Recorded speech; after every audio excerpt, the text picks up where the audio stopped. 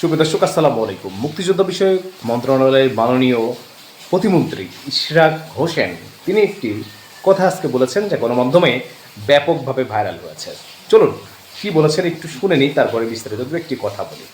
জুলাই শহীদদের কবর, যে কবরটি জুলাই শহীদদের বলা হচ্ছে, সেই কবরের সুন্দর করে বাঁধানোর জন্য বা টাইস টুইচ ইত্যাদি করার জন্য আপনার 2 লক্ষ টাকা করে বরাদ্দ দেওয়া হয়েছিল।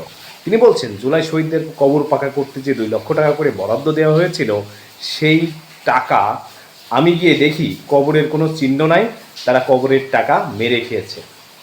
এই খবরটি আজকে তিনি একটি বক্তৃতায় বলেছেন এবং ইতিমধ্যে গণমাধ্যমে সেটি ভাইরাল হয়ে গেছে। তার মানে তার বক্তৃতা অনুযায়ী অন্তর্বর্তীকালীন সরকার জুলাই আন্দোলনে যারা নিহত হয়েছেন, সেই নিহতদের কবর পাকাকরণের যে টাকা, তার মানে কবরের টাকাটাও তারা 2 লক্ষ কোটি টাকা সেটিকেও মেরে দিয়েছেন। ভালো থাকবেন।